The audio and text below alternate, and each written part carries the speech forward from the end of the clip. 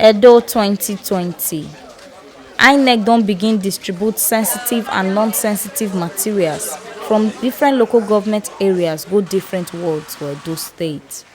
Activities full ground for the Office of Independent National Electoral Commission (INEC) wey dey for Ego and Ikpobaoka local government areas, as preparations don already dey top gear on top Edo elections wey go shele in less than 24 hours. As una dey see am so, INEC officials don already begin the distribution and sorting of sensitive and non-sensitive materials go the different wards wey dey for Ego and Ikpobaoka local government areas.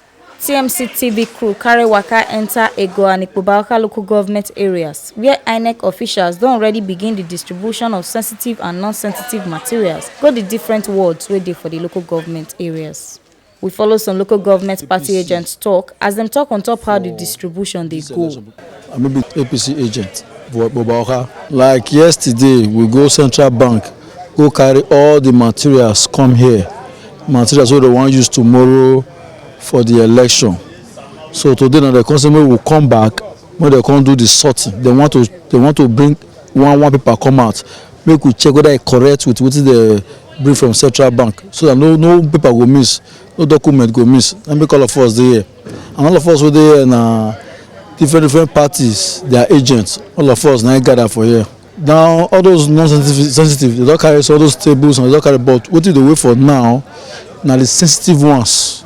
Where they record, where they vote, where they record results. Now remain now. The PDP agent for the local government for this election. As we all know, this place one would do so now be the Ikpobaoka INEC office. And all of us as party agent we dey here, make our eye reach as materials for the elections, the arrangement and the distribution, how the thing they go. Now make all of us dey here to ensure say the election dey free, fair and credible, and every party when their eye come here, come reach what then they do, then they satisfy with their delivery. Here we dey also watch how INEC want to distribute the materials from this local government to various wards. And so far so good, the way that they go on, everything dey well arranged. In short, they make the job very easy for agents and the INEC workers or ad hoc staff to manage. I'm representing the Democratic Party. I mean, they represent here now. So as the agent, so I need to monitor my idea on ground. From what I see, say INEC don't do today.